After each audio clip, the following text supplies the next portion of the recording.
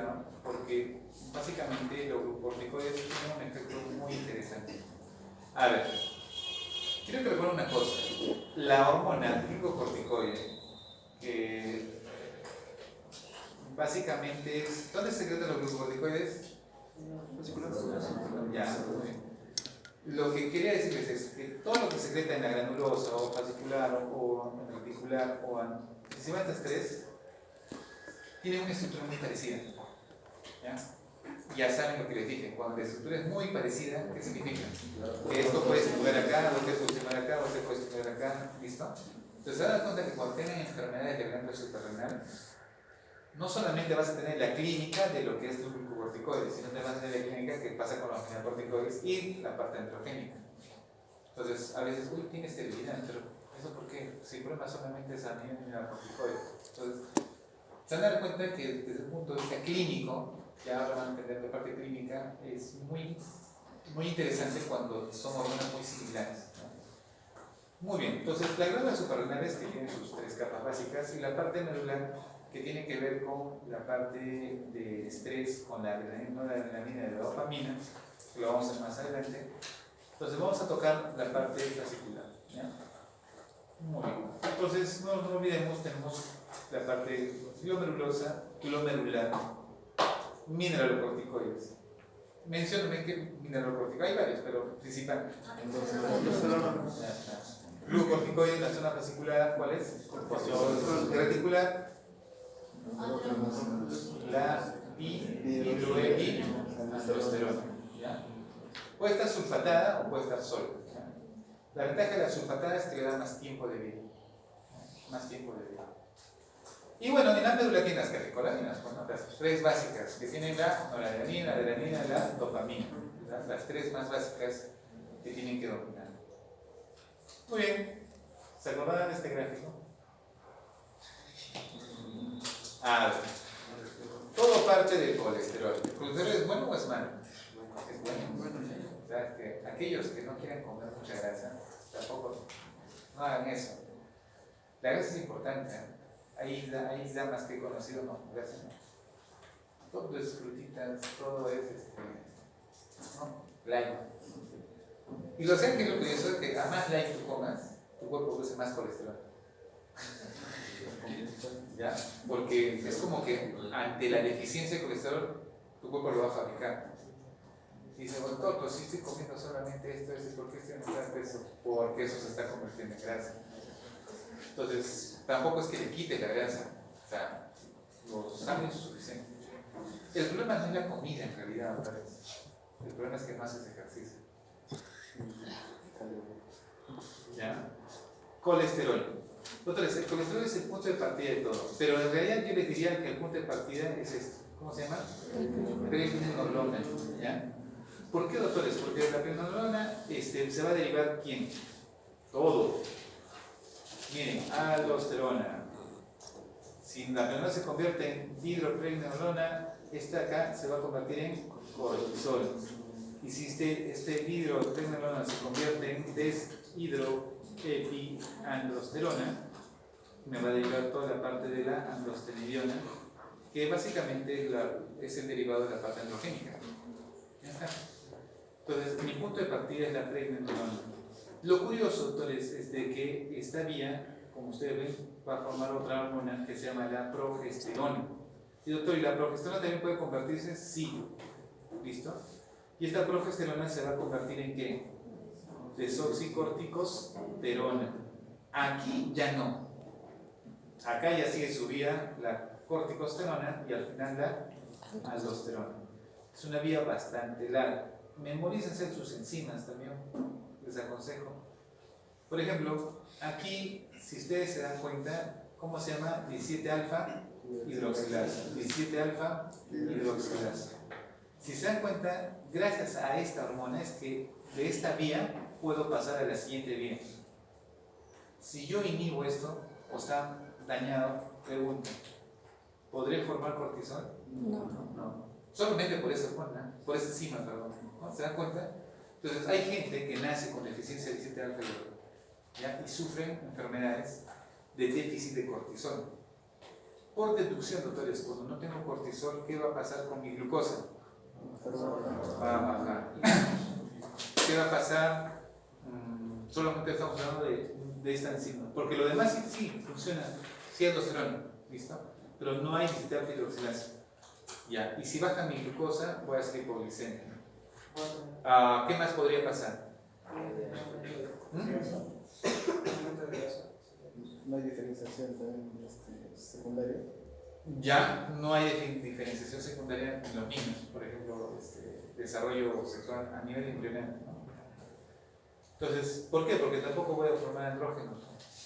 Entonces, es como que esta es vital. O sea, se lo menciono así, es vital. No puede faltar diacetil alfa-hidroxilasa. Ya, se lo menciono. Ya, doctor, sí tengo diacetil alfa-hidroxilasa, pero no tengo 17-20, que sería la que básicamente me va a formar la parte androgénica. Entonces, ahí voy a tener buen androsterona, voy a tener buen cortisol, pero no voy a tener andrógenos. ¿Ya? Aprendas estas acá porque hay patologías que van a hacer cuando hay endocrino, les van a mencionar. Se lo menciono así porque por cada una de estas enzimas hay una enfermedad. No, perdón, algunas tienen hasta 4. ¿Ya? Entonces, cada cosa tiene su enfermedad, pero para mí es importante que deduzcan esto. Basta que escuchen diacetil alfa-hidroxilasa, solamente van a tener efecto aldosterónico. ¿Ya? Ahora, doctor, si no tengo, miren, si no tengo 21-beta-hidroxilasa, pregunta, ¿qué es lo único que no van a tener? Pero sí van a tener lo demás. ¿Ya? Grábense muy bien estas enzimas que son claves. O sea, esta acá también, pero básicamente es un punto de partida. Bien. Entonces no se olviden, doctores, pregnenolona, progesterona, corticosterona, aldosterona. Y vean, molecularmente, si se dan cuenta, la aldosterona se parece al cortisol. ¿Sí? Tiene una estructura muy parecida. ¿Y el cortisol y la aldosterona se parecen a la aldosterona? Sí, solamente que ya se ha perdido ciertos componentes ¿no? a nivel de los carbohidratos en este nivel, ¿no? Y solamente ha caído sí. Muy bien. Por tal motivo, doctores, recuerden que hay genes de diacetil alfa-hidroxilasa, 20 desmolasa, 21 alfa-hidroxilasa, y acá tenemos lo que se llama la aromatasa y la aldosterona sintetasa. Les menciono estas de aquí porque son las más comunes en cuanto a enfermedades. ¿Ya? Conózcanlas, repásenlas y bueno. ¿Cuál es el efecto en realidad del sistema de glucocorticoides, ritmo circadiano, respuesta al estrés y retrocontrol negativo o feedback negativo? ¿Ya? Ritmo circadiano ya lo tocamos, mencionamos, vamos a repasar un poco. La respuesta al estrés también mencionamos y vamos a tocarlo un poco. El ritmo circadiano, doctores, no se olviden que hay horas en las cuales sus pacientes van a tener mayor cortisol. ¿De qué hora que hora? Ya de 7 a 9 hasta 10 de la mañana. ¿Ya? ¿Y el otro? 3, 4, 5 hasta ya.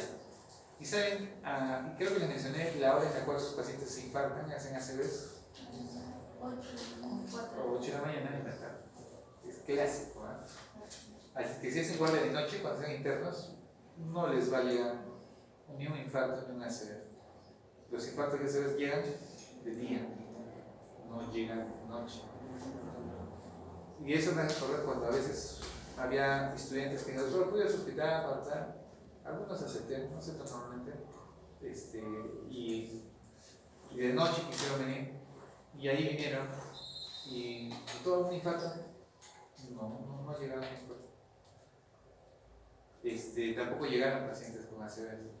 Se fueron, y al día siguiente les escribo, acaban de llegar los infartos, acaban de llegar los ACV. Y lo podían venir al hospital porque ellos tenían rotaciones de día.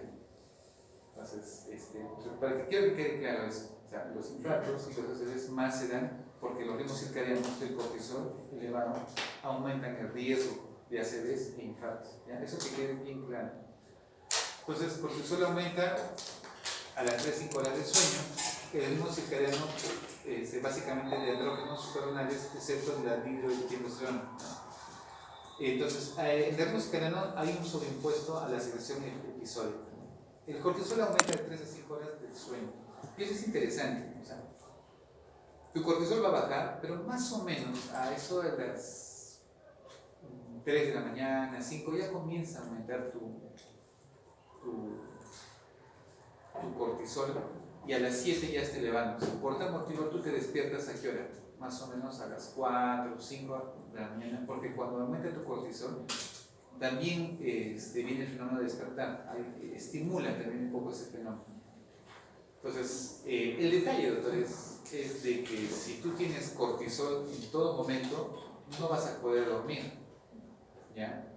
Y eso les ha pasado a varios de ustedes, están pensativos, estresados, dicen, mañana es el examen, no he estudiado, y no sé si les ha pasado que no puedes dormir, o el examen de admisión, ya, cuando vi su examen de admisión, no sé, algunos, no sé, de repente estaban pensando, o cuando den su examen del ENAM, digamos, o el ENSIP, van a estar pensando, ¿cómo lo haré bien?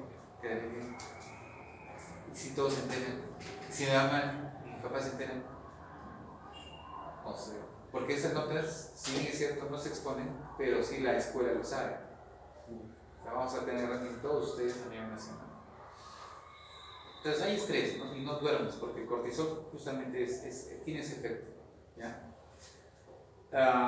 También hay ritmos circadianos de andrógenos suprarrenales, sí, excepto del dihidroepiandrosterona sulfatado, ¿ya? El dihidroepiandrosterona también cumple este ciclo, ¿ya? En pocas palabras, tanto la parte androgénica, la parte cortisol, glucocorticoide, y menos la mineralocorticoide tienen este efecto circadiano, principalmente cortisol, ¿ya? Cortisol. Varía de acuerdo al individuo, de acuerdo a su patrón de sueño, exposición a luz, oscuridad e ingesta alimentaria. Doctores, tengan algo esto de aquí, doctores. Muchos han invertido su sueño. Es decir, llega la noche y no duermen. Llega el día y están todo el día, se quieren echar. Llega la noche y están, pero con todas las pilas. 8 de la noche, 9 de la noche, 10, están, oye, sí, voy con vaso todavía están allá. 1 de la mañana y siguen. 2, 3 duermen y al día siguiente despiertan y están así. Y sienten que de noche son más pilas que de día. Esos que han hecho eso han invertido su sueño, doctores, es peligroso porque se ha visto que la incidencia de enfermedades tiroideas, enfermedades de infarto y de cerebrales es más alto en las personas que han invertido su sueño, ¿ya? Entonces sí se puede modificar y eso lo hacemos los médicos, lamentablemente. O sea, los médicos cuando hacen guardia tienen que estar despiertos. Si eres cirujano y tienes que operar una operación complicada, vas a operar desde las 10 de la noche hasta las 6 de la mañana. Es una complicación, tienes que operar. Entonces, el médico siempre va a invertir su sueño. O sea, quieran o no, porque siempre va a ser guardia. A no ser que haga una especialidad en guardias, dermatólogos. Un dermatólogo no entra en una emergencia. ¿Para qué quiero un dermatólogo en una emergencia? Otorrino. Los otorrinos normalmente no hacen guardia porque dicen que se ha fracturado ya, que le taponen con algo y que venga mañana por consulta. ¿Qué otra especialidad no hacen guardias de noche? Radiólogos. ¿Ah? Cirugía plástica tampoco hacen guardias. Porque ya, pues está un accidentado, está cortado, viene el interno y dice, ahí lo hago. Es una emergencia. Ustedes van a suturar, ¿ya? Accidentados. Y les digo una cosa, suturen como si fuesen un familiar de ustedes. ¿Cómo harían la sutura?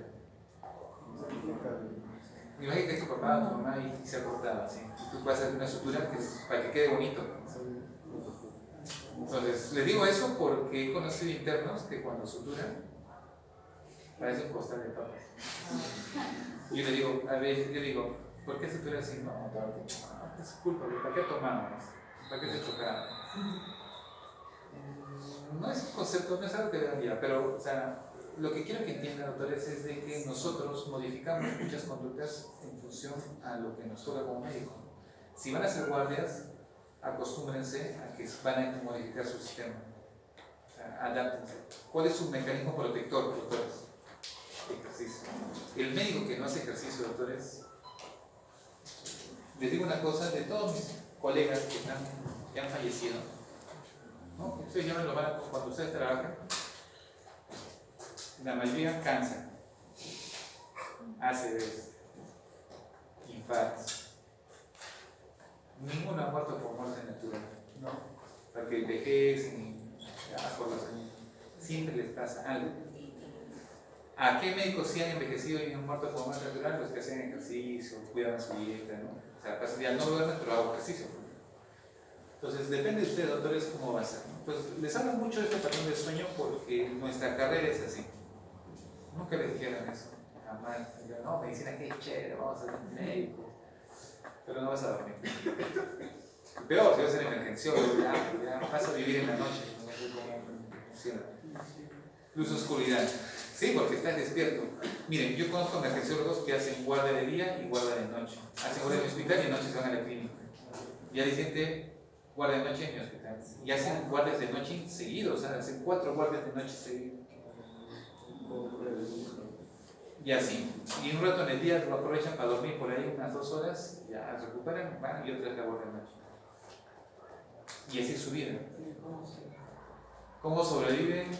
No lo sé. Yo también hago eso, pero no tanto. Yo, por ejemplo, hago mi guardia de noche, me van a enseñar a ustedes, en la noche regreso, y al día siguiente vuelvo a hacer 24 horas, y así. Enseñar, venir para acá, ¿sabes? Pero no tanto hago muchas noches, ¿no? Porque, pero sí, tengo colegas que hacen hasta una semana seguido de noche. Cada quien decide cómo quiere vivir. El estrés físico, doctores, es importante también, pero sí, pues tiene que ser estrés físico, o sea, sus huesitos. Pero recuerden, doctores, que se modifica mucho cuando es un estrés muy... Por ejemplo, ustedes saben, ¿no?, que las deportistas que corren maratones no menstruan, ¿no?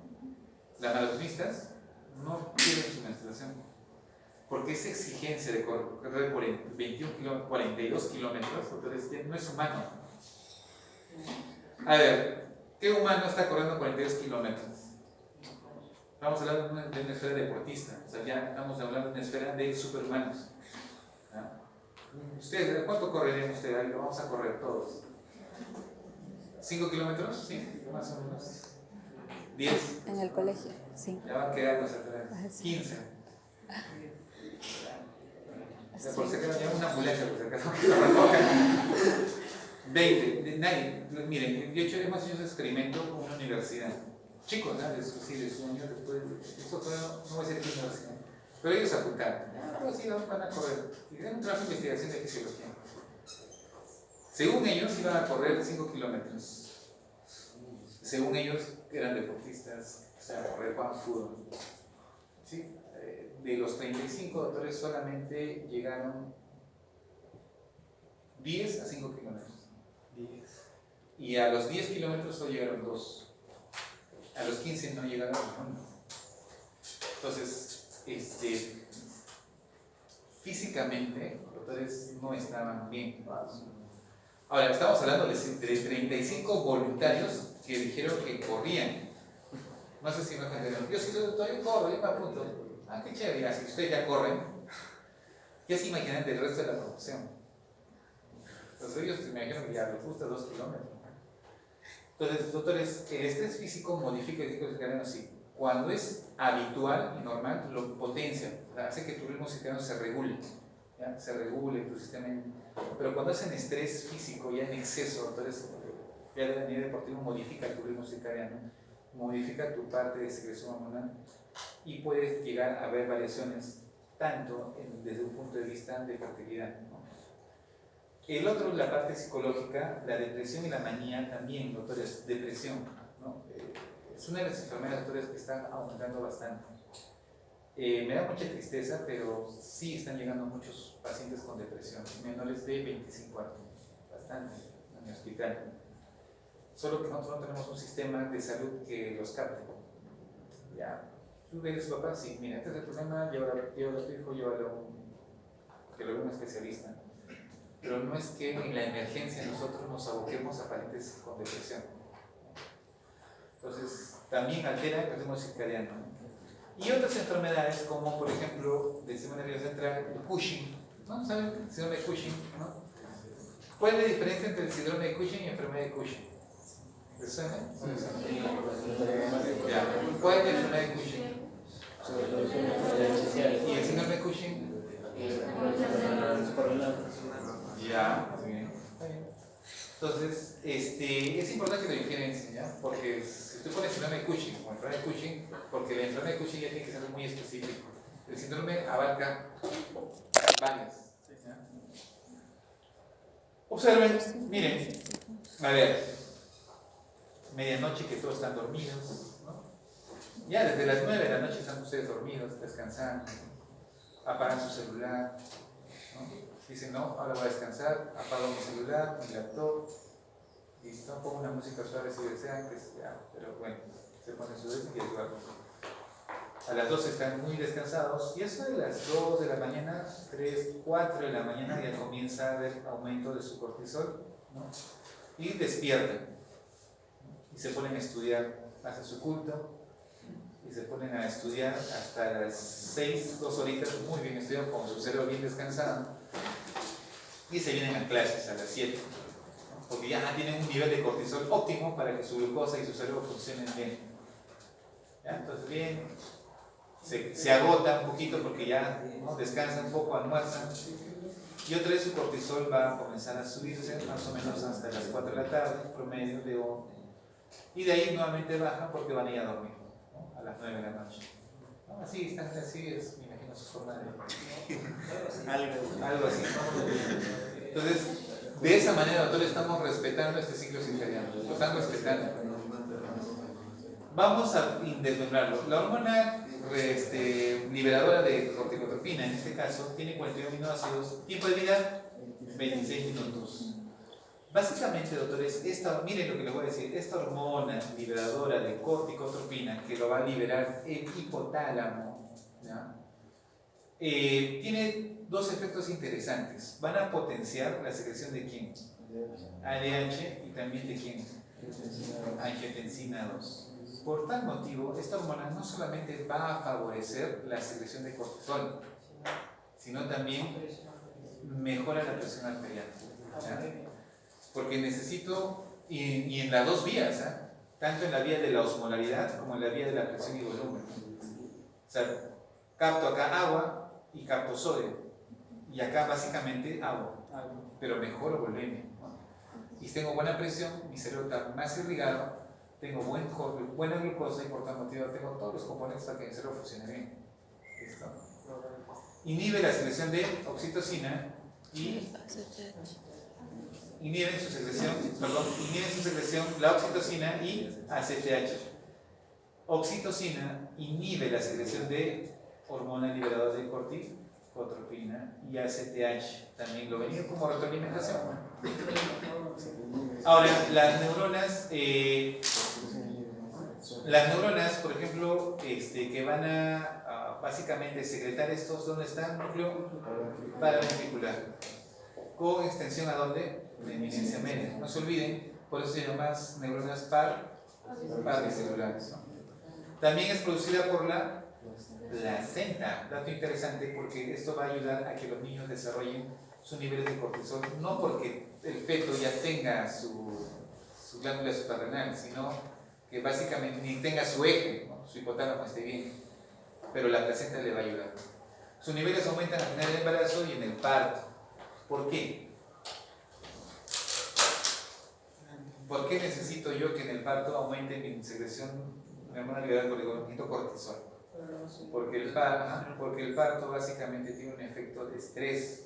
Necesito yo que tenga niveles de cortisol y adrenalina, como vamos a ver más adelante, porque necesito que dé toda la potencia sobre el cuerpo de la dama, en este caso, porque la contracción, el pujar y la contracción muscular del útero necesitas mucha glucosa, necesitas mucha adrenalina. ¿Listo? Muy bien. Regulación neuroendocrina del ACTH. Básicamente, me olvidaba decirles esto, es pulsátil. Doctor, ¿cómo que pulsátil? El estímulo pulsátil de esta hormona de aquí, entonces no se secreta así, continuamente. Esta hormona se secreta de forma pulsátil, es decir, secreta un poco, ¿ya? ¿Y eso por qué? Porque se ha visto que si yo le doy hormona liberada de corticotropina constante, así como que le pongo una vía y voy metiendo por un medicamento y va entrando poco a poco así, y le quito la vía pulsátil, no estimula a la secreción de ACTH. ¿Ya? Tiene que ser pulsátil. ¿Ya? Y eso lo han hecho bastantes experimentos con animales. Nosotros lo hicimos en animales, en perros, conejos y gatos. Yo tengo una pregunta aquí.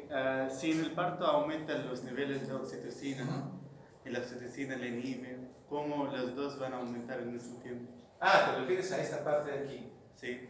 Ya, pero recuerdan, miren, en el trabajo de parto, básicamente lo que yo necesito, inhibe su secreción, oxitocina y ACTH. ¿Ya? La oxitocina, básicamente, recuerdan ustedes que les mencionaba que a niveles finales del parto, incremento yo básicamente no tanto la oxitocina como tal, incremento la producción de receptores de oxitocina. ¿Ya? Que cuando viene el trabajo de parto, sí, es cierto, voy a secretar excesiva cantidad de oxitocina. Esta oxitocina sí va a inhibir, ¿ya? Va a inhibir a la hormona liberada de corticotropina, pero recuerda que hay estímulos que van a hacer que haya una hipersecreción de la hormona liberada de corticotropina. Es como si fuese su regulador, ¿ya? Está bien, yo necesito secretar bastante cortisol para esta fase muy interesante donde yo necesito energía. ¿Ya? Tómalo como energía, básicamente. Necesito glucosa, necesito mejorar la presión arterial, necesito mejorar todo el rendimiento del ganado. Tengo oxitocina, que va a hacer que se contraiga. Pero el exceso de cortisol y el exceso de todo ello, de oxitocina, justamente tiene que ser regulado. Entonces hay una regulación. Si bien es cierto que el cortisol va a hacer un feedback negativo, pero también la oxitocina también va a hacer ello. Y recuerda que la oxitocina no es que se secrete también de forma constante, también es pulsante. Entonces va a haber momentos que la oxitocina sí se secreta y ¿no? Se contrae el útero, pero hay una etapa, se relaja otra vez. Y en ese momento ya no hay la cantidad de oxitocina inicial. Entonces ahí, como ya no hay oxitocina, ya no inhibes, incrementa tu secreción de cortisol. Es como un juego que hacen ambos. Entonces es como un feedback, ¿ya? Pero no es tan potente la inhibición de la oxitocina, por si acaso, ¿ya? Pero sí del ACTH y del cortisol, ¿ya?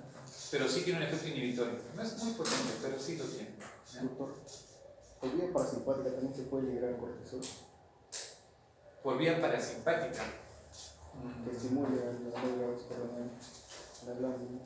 Sí, podrías, pero básicamente más cortisol lo vas a tratar cuando tengas el sistema simpático. Porque justamente es la vía del estrés. Necesitas tú en ese momento. Es como, por ejemplo, vas a correr, te están persiguiendo. Bueno, los extranjeros te quieren matar. Tú tienes que huir. Necesitas mucho la adrenalina, necesitas glucosa, necesitas glucagón, necesitas cortisol. Entonces, tu vía parasimpática más bien está más inhibida que tu vía simpática. ¿Cuándo tu vía parasimpática podría secretar cortisol? A ver, sí, también he leído eso. En tu reposo, no habría un mecanismo exacto. Más es simpático. ¿Ya? Ahora, lo que sí es cierto es que el glucagón, el cortisol, puede estimular la vía parasimpática. Eso sí. Porque es como que tanto estrés necesitas relajar. Entonces, como que ya, el cortisol puede estimular la vía parasimpática, pero que la vía parasimpática estimula el cortisol no es tanto por ahí, según lo que estoy tratando de recordar. Pero vamos a investigar si la vía parasimpática puede. Al revés sí, pero directamente el parasimpático al cortisol no. Ahora el cortisol sí puede estimular la vía parasimpática como feedback negativo, ¿no? tiene que ser pulsátil, doctores. Y nosotros sí hemos trabajado. Ustedes son la generación que ya no trabaja con animales. Nosotros sí. Un perrito, un gato. Basta que llegaba a la facultad, desaparecía. ¿Verdad? Estamos así nosotros, nos decía, oye, tengo un perro. Justo pasaba un perrito.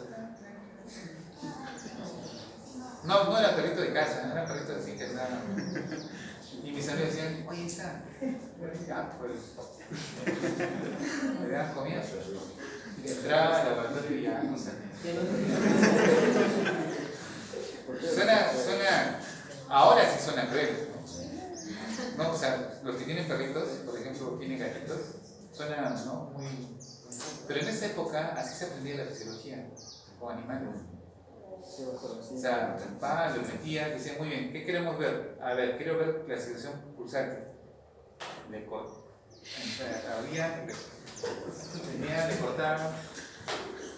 cortaban la hipófisis, hacían operaciones todas así, ¿no? Y trataban de verlo. O sea, era como que manipulaban al animal. Sí, bueno, para nosotros no lo veíamos mal en realidad, era como, bueno, le agradecemos al animal por sacrificar su vida para que nosotros tengamos. Pero así se aprendía la fisiología, suena muy, en realidad suena muy bien, pero y quedaba más porque era en vivo. Ahora se creó el FisioX.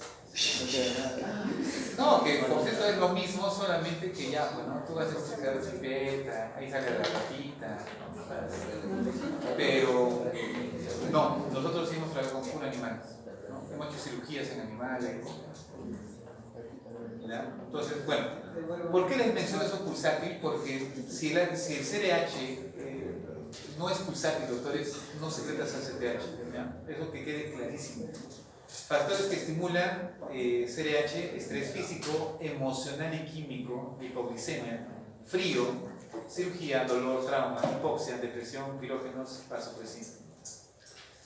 Aumento de la CTH en el estrés, mediado por vasopresina y CRH, ¿no? En el estrés. Nivel fisiológico de cortisol no inhibe respuesta a CTH al estrés. Niveles fisiológicos. Y aquí quiero entrar a algo bien curioso, doctores. Cuando tú estás con estrés, uno dice, ya, tengo mucho cortisol, ¿sí? Por tal motivo, feedback negativo, ¿no? Desde ahí ya no se queda CTH, ya no hay CDH, ya baja. Pero doctores, cuando tú estás en estrés, así tus niveles sean altos, ese feedback no se controla. A lo mismo que te dije de la leptina, ¿no? Es como que tu cerebro domina el eje y hace que, no, pero el feedback negativo no, se bloquea ese feedback y sigue secretando que cortisol. Y dices, pero ya tengo mucho cortisol. Mi feedback, ¿qué pasó con mi feedback? No, tu cerebro, tu ansiedad y tu estrés lo bloquean. Es lo mismo que la leptina, ¿no? O sea, vean el poder que tiene el cerebro. O sea, por eso yo creo que los psicólogos y los psiquiatras tienen un papel muy importante, porque una persona, tu paciente, tú lo estás tratando, le das pastillas, todo acá, pero si no mejora su lado mental, yo lo he comprobado. He hecho lo mejor, la verdad, sí, he hecho la mejor terapéutica y no mejoran hasta que aprendí este punto que les estoy diciendo. Los mando con el psicólogo y con el psiquiatra y ahí funciona. O sea, para que vean la parte mental, ¿ya? Vayan aprendiendo ustedes, vayan aprendiendo que la parte mental juega un papel importante en las enfermedades, algo que mucha importancia no le dábamos como médicos antes, pero ahora sí, ¿ya? Entonces no es solamente pastillas, doctores. No es solamente, te diagnostiqué, sino hay que trabajar al ser humano íntegramente, ¿ya? Ese punto, si lo logran captar, no van a fracasar como médicos. Van a ver cómo todos sus pacientes van a mejorar, toditos. Y lo van a buscar, o no me imagino. Es que es así, doctores. Basta que trates bien a una persona, esa persona le va a contar a toda su familia. Ese doctor me ha tratado, pero me ha curado mi enfermedad. Y esa familia va a ir y le van a contar a los vecinos, le van a contar a los tíos, y es una cadena. Pero basta que tú cometas errores, ese doctor es malo, y le avisan, no, te cuento, ese doctor es así, o sea, es como que, y la cadena también es negativa. Entonces, si quieren mejorar, doctores, vean a práctica íntegramente. Entonces, justamente pasa eso, no se inhiben con respecto al CTH que secreta ¿qué? Por estrés. O sea, en pocas palabras, tu ansiedad va a hacer que secrete más CTH. Doctor, pero el feedback no me interesa, el estrés no lo pierde la regulación. ¿Ya? Los glucocorticoides exógenos inhiben la respuesta al estrés. Glucocorticoides exógenos inhiben respuesta al estrés. Y eso también es otro problema, por eso es que no debemos dar corticoides a los pacientes, porque esa regulación del estrés natural que tenían también es bloqueada. Mi primer paciente que yo traté, y siempre nunca me voy a olvidar, es una paciente lúpica, ¿ya? Que vino por trastorno de la personalidad, alucinaba, hacía psicosis. Y lo curioso era de que le había dado tanto corticoide que estaba haciendo justamente por corticoides, ¿no?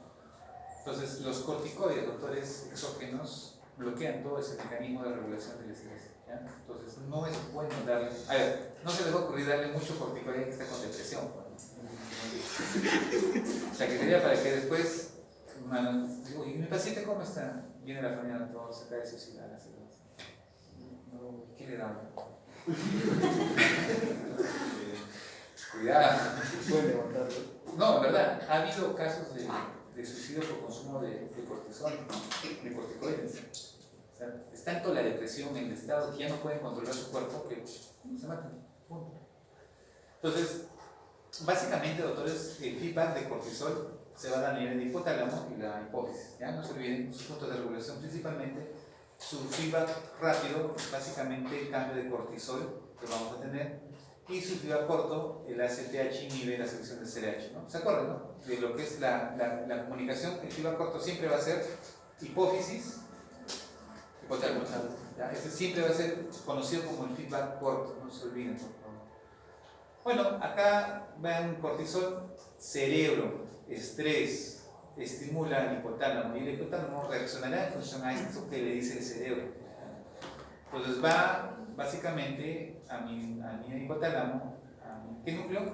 Paraventricular, y va a mi célula paracelular, justo va a la eminencia media y de ahí secreto la hormona que va a viajar por esta porta justamente a mi hipófisis para que secrete que ACTH, mi ACTH va a ir exactamente a mi glándula suprarrenal para que se estimule y se secrete el cortisol a nivel específicamente de glucocorticoide.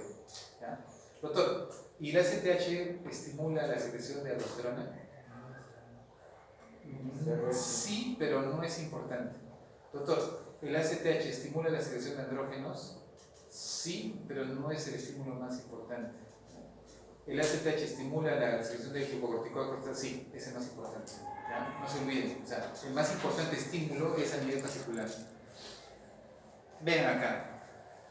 Me regula básicamente la parte del emotivo, físico, emocional y bioquímico, ¿no? Todos estos factores. Miren, acá, bacán, hipotálamo, remotiburnos, ¿no?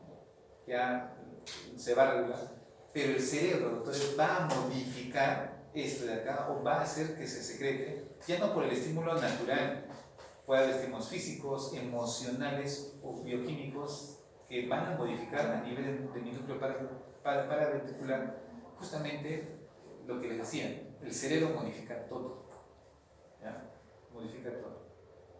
Y básicamente esta parte que mencionarles, la retroalimentación se va a hacer con ACTH a nivel de justamente hipotálamo, pero también el cortisol puede jugar un papel importante en la regulación, ¿ya?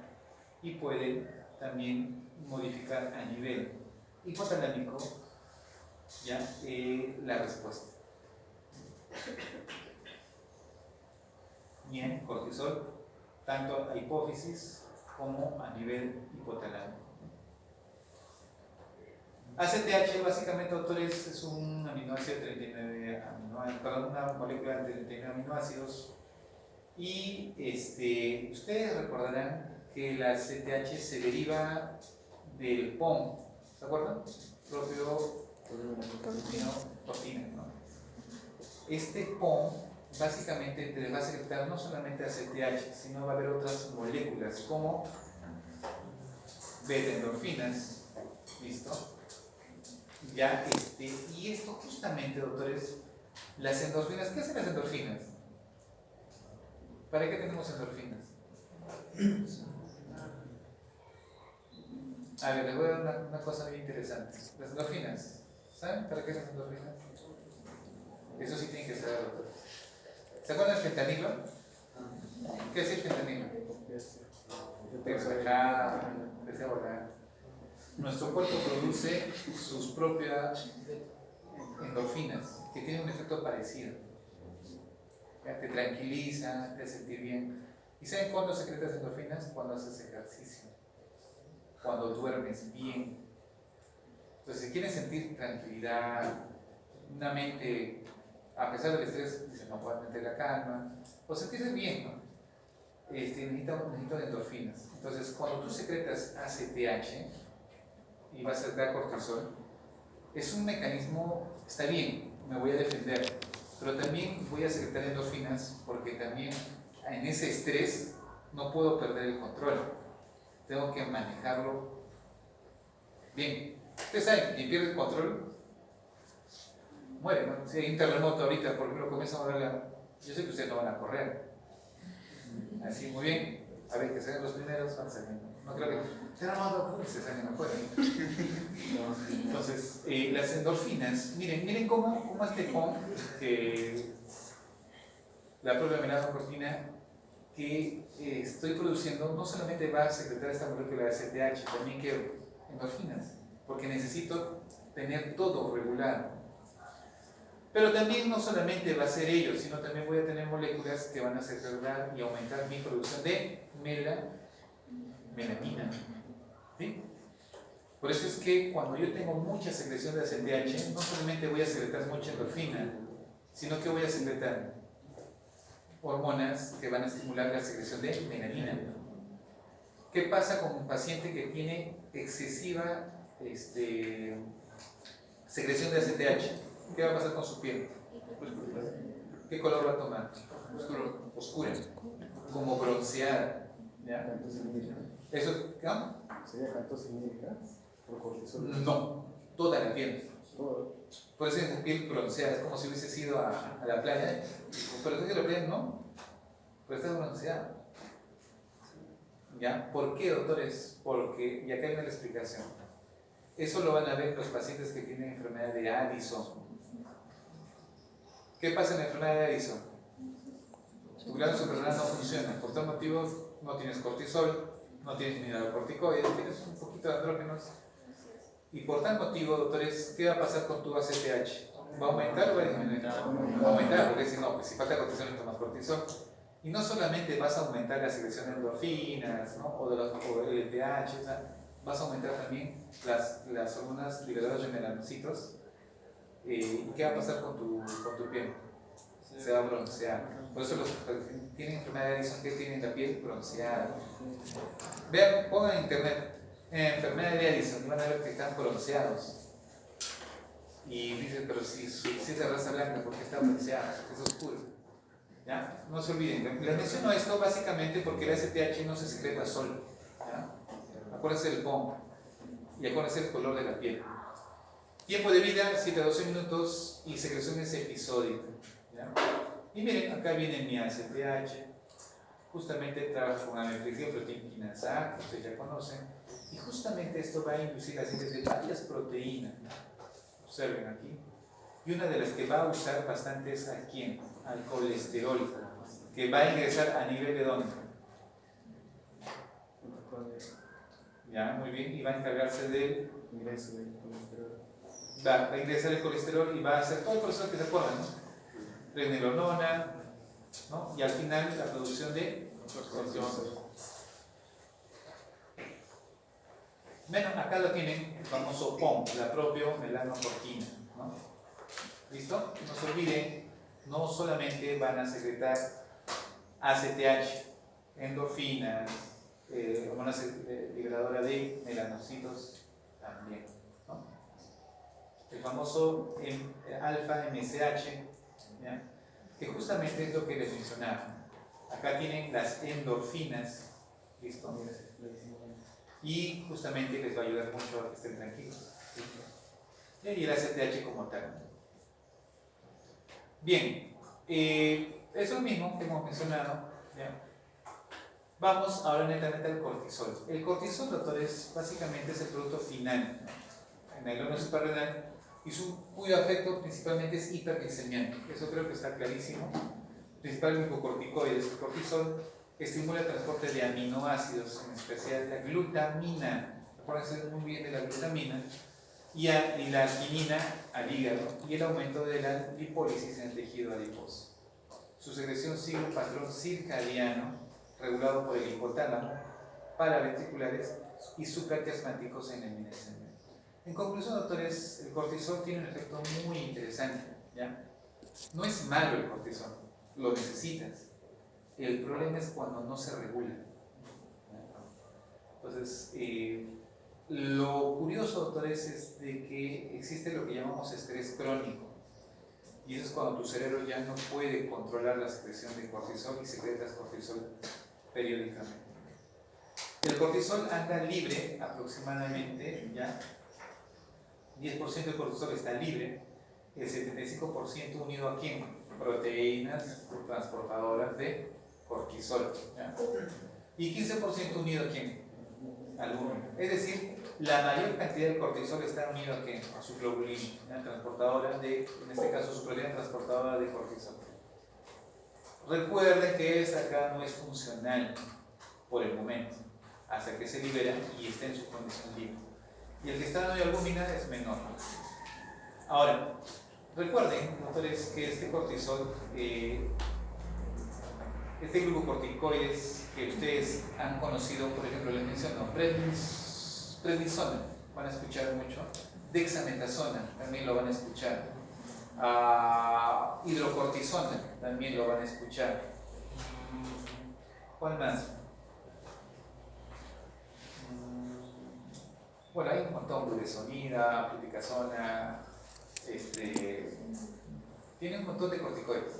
El detalle, doctores, lo que quiero que entiendan es estos corticoides sintéticos que tú le das, que al final deberían ser como un cortisol, no se unen, ¿ya?, a estas proteínas transportadas. Por tal motivo, ¿qué va a pasar? Su efecto se va a degradar, o sea, actúan y se van, ¿ya? Pero excepto de una, la prednisolona. Esta sí se une, por tal motivo su tiempo de duración es bastante largo, ¿ya? Y ahí actúa lo que llamamos la famosa metilprednisolona o prednisolona. Entonces, este corticoide de tiempo largo, ¿ya? Cuando escuchen este de acá, de tiempo largo. ¿Listo? ¿Quién se encarga de aumentar la cantidad de transportadores de cortisol? Los estrógenos, ¿no? Entonces, la albúmina tiene menor afinidad, que por cierto, acá lo estamos comprobando, ¿no? Tiene menor afinidad que la transportadora, la transportadora de cortisol, que es una globulina en realidad. Pero básicamente, doctores, también la albúmina transporta. Y los glucocorticoides sintéticos sí se pueden ser transportados por la albúmina, pero no por su proteína transportadora, ¿ya? Por si acaso. ¿A dónde se va a convertir o dónde se va a metabolizar? A nivel hepático, por un medio de conjugación. Se va a depurar y se va a hacer su parte metabólica, y hay una conversión renal. Miren esto de acá, y este dato es importante: conversión a cortisona por básicamente el 11-HSD, que es la enzima que va a convertir cortisol en cortisona. Y acá viene una cosa que quiero que entiendan. Miren, los pacientes que tienen exceso de cortisol, ¿ya?, ¿por qué se vuelven hipertensos? Hipertenso. Porque se aumenta el colesterol en la sangre. No, porque el exceso de cortisol estimula los receptores de mineralocorticoides. Es como si fuese aldosterona, ¿ya? Por tal motivo retienen sodio, retienen agua y se vuelven hipertensos. Y les digo una cosa, el cortisol sí es muy, o sea, sí tiene un poder muy interesante de estimular a la unidad cortical. Ya lo estimuló. Pero ¿saben cuál es el problema, doctor? Es que, no el problema, creo que es el alivio de este problema, es de que el riñón va a cumplir esta función. como hay mucho cortisol, lo voy a convertir, dicen, cortisol. Y la cortisona tiene ningún efecto. Es como si fuese un cortisol inactivo. ¿Ya? Y de esa manera baja la presión arterial, baja, ¿no? Gracias a quién? A la riñón. Este efecto no lo van a tener, doctores, en los pacientes que sufren de falla renal. Ya no existe. Entonces, cuando tenga un paciente que tiene exceso de cortisol, se va a volver hipertenso si es que su riñón no funciona. ¿Ya? Es muy fácil, ¿ya? Muy fácil.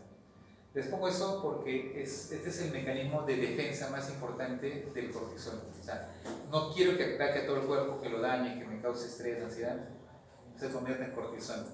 Y lo interesante es que la cortisona es eliminada por el riñón. Pero ya lo bota. Es como que bota el cortisol, pero ya modificado. Muy bien. Y la cortisona no tiene efecto mineralocorticoide.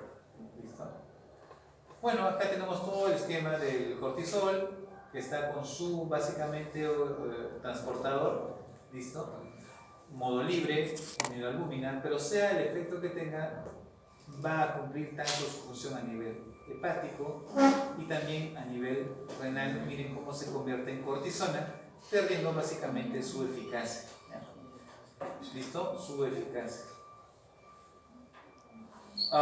El cortisol, como ustedes saben, su receptor ¿dónde está? A nivel citoplasmático. Muy bien. Y una vez unido a su receptor, va a ir a nivel de lo que es núcleo para generar la transcripción de las proteínas y las modificaciones que tenga que hacer a nivel celular. A ver, miremos acá. Tengo glucosa, ¿no? Que funciona a nivel importante en metabolismo o combustible para el cerebro y el corazón.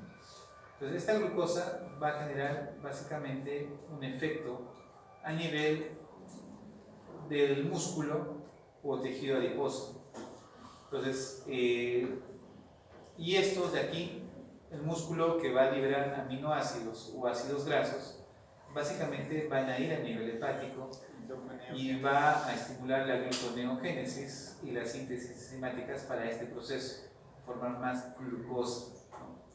Entonces, el glucocorticoide, como les digo, mejora el nivel de glucosa, pero tiene sus efectos. O sea, vas a comenzar a consumir músculo y vas a comenzar a consumir grasa, ¿no? Y no, son pacientes que van a tener los bracitos delgaditos, bien delgados. En la parte inmunológica, doctores, ustedes saben que el cortisol anula tu sistema inmunológico. Miren, nosotros cuando nos viene un paciente, a ver, les pongo un ejemplo, una paciente lúpica, un grado autoinmune, ¿sí? Nos viene en su fase activa. ¿Cuál es la fase activa? Rash malar, comienzan a orinar sangre, le duelen las articulaciones, comienzan a tener caída del cabello, hacen hematuria, falla renal, ¿no? Su cuerpo comienza a inflamarse totalmente y fallece, ¿no? Cuando estamos en esa fase activa, doctores, si no cortamos su sistema inmunológico de este paciente, se va a morir. Entonces, tenemos que cortar su sistema inmunológico. ¿Cómo lo cortamos? Con megadosis de corticoides. ¿No? Por ejemplo, ¿cuánto de prednisona tomamos normalmente nosotros? Por ahí tomamos 5 miligramos, ¿no? Como para que me calme el dolor y malestar.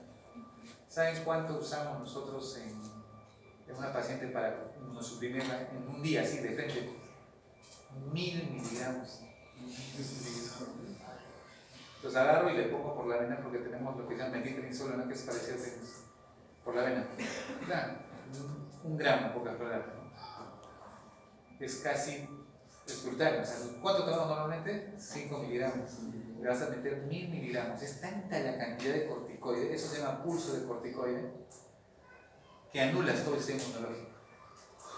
Y como la anulaste todo el sistema inmunológico, ¿qué va a pasar con la paciente? Debe mejorar, ¿no? Eso hacemos nosotros en el hospital. ¿Ya? Cuando vean ustedes, escuchen la palabra pulso de corticoide, significa que es el último recurso para bloquear que la enfermedad no la mate. Hablamos de mujeres porque más lupus le dan a la mujer. Entonces, eso hacemos. Entonces, ¿por qué les menciono esto? Para que se acuerden que el sistema inmunológico es bloqueado disminuido o aturdido por el uso de corticoides, ¿ya? El cortisol, básicamente. Entonces vean cómo mi médula ósea puede ser modificada, ¿no? Por el efecto de los corticoides, ¿ya? No se olviden. Y vean, el cortisol puede actuar a nivel de todo mi sistema inmunológico, a nivel de todo el organismo, ¿ya? O sea, no es solamente que una parte, todo el cuerpo.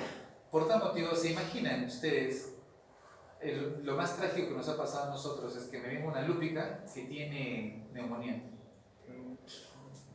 Ya, ¿no? O sea, le quitas todo su inmunológico, ¿y qué va a pasar con la neumonía?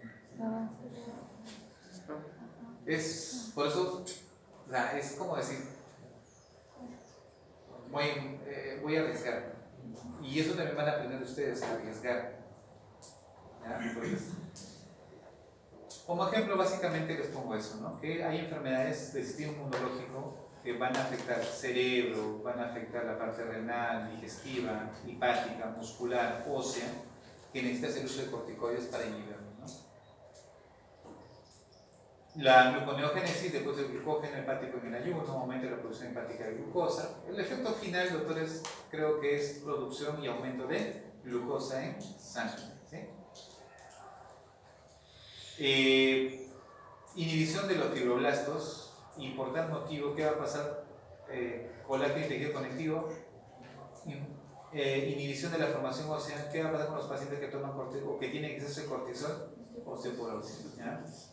Estimula la resorción ósea, aumenta la expresión de hidroxirolina, potencia la acción de la parotormona, la vitamina D en el hueso, y reduce la absorción intestinal de calcio y aumenta la expresión urinaria de calcio. O sea, pierdes calcio por todo lado. Tengan mucho cuidado, cuando van a usar cortisol, no le van a dar un paciente que tiene osteoporosis, ¿no? Se va a fracturar. Acelera el desarrollo de órganos fetales, ¿ya? Acelera el desarrollo de órganos fetales, inhibe el crecimiento de niños, creo que ya les expliqué por qué, ¿no? En exceso por inhibición de la hormona de crecimiento y también porque ayuda a la calcificación del cartílago de crecimiento.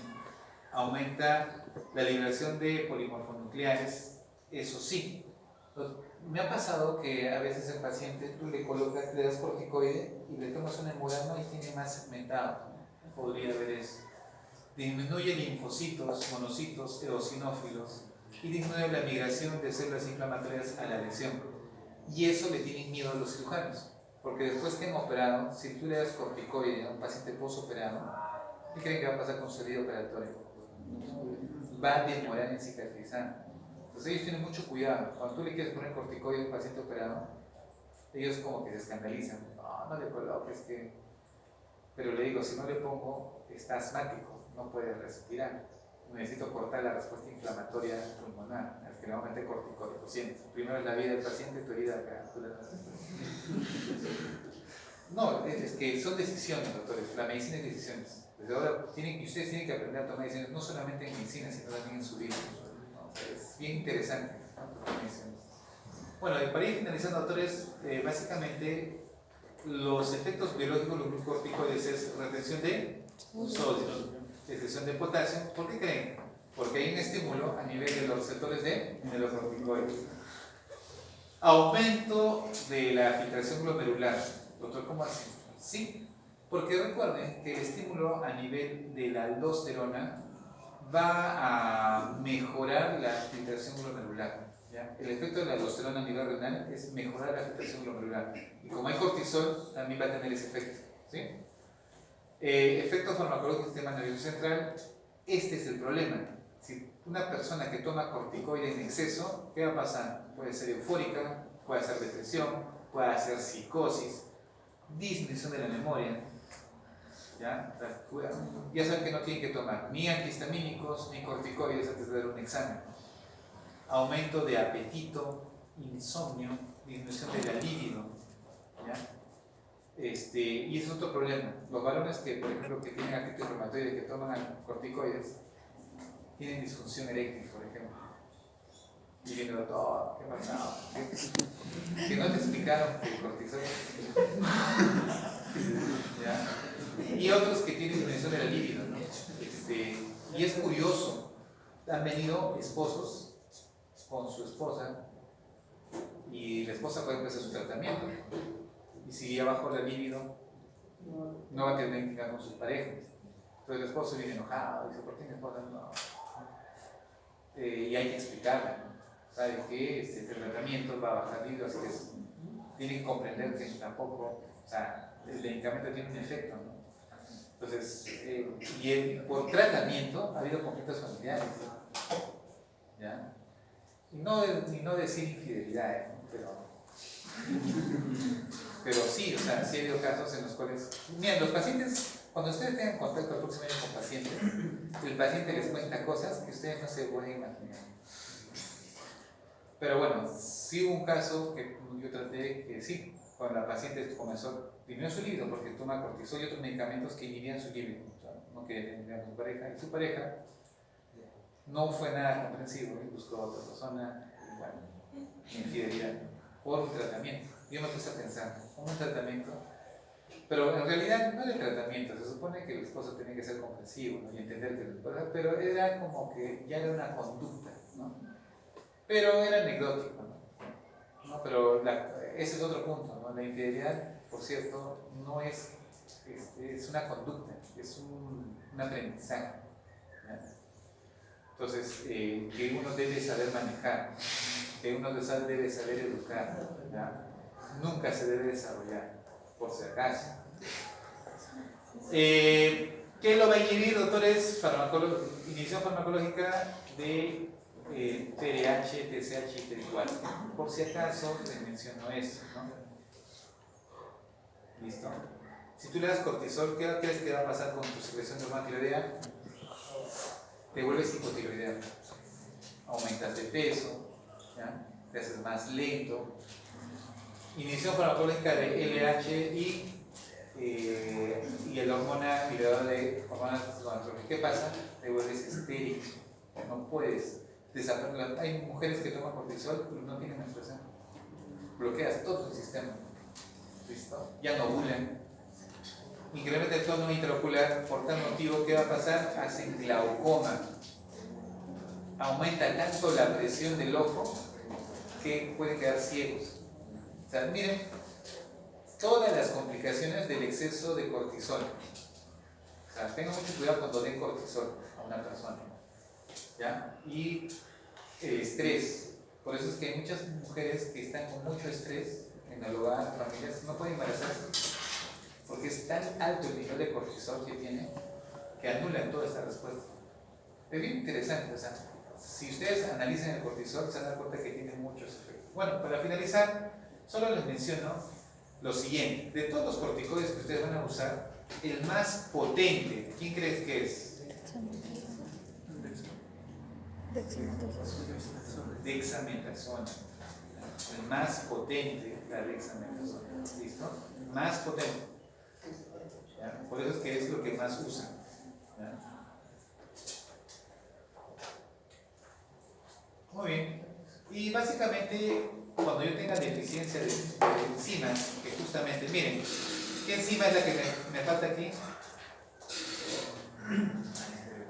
Colesterol, pregnenolona. ¿Se acuerdan de la 17-hidroxipregnenolona?